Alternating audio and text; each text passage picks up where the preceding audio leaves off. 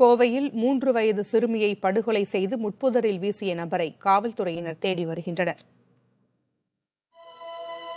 தமிழகத்தில் ஒரு கொடுமை மீண்டும் மீண்டும் நடந்து கொண்டே இருக்கிறது.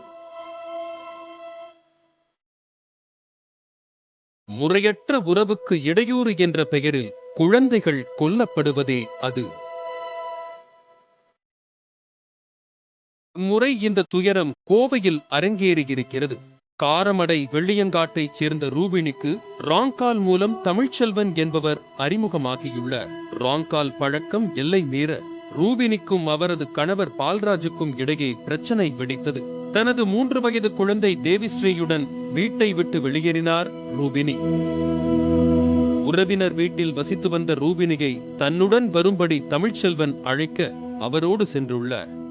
ரூபினியுடன் அவரது மகள் இருப்பதை தமிழ்ச்செல்வன் விரும்பவில்லை.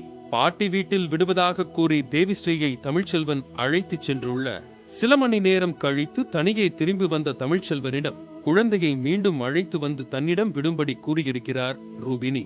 அதன் பேரில் வீட்டில் இருந்து வெளியேறிய தமிழ்ச்செல்வன் திரும்பி வரவே இல்லை.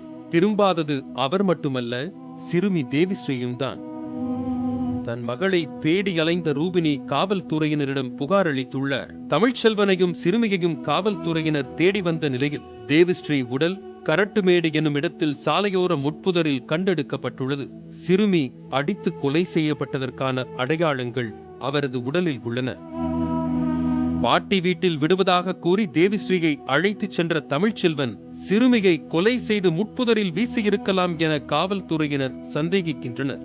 தலைமறைவாக உள்ள தமிழ்ச்செல்வனை பிடிக்க 3 தனிப்படைகளும் அமைக்கப்பட்டுள்ளன.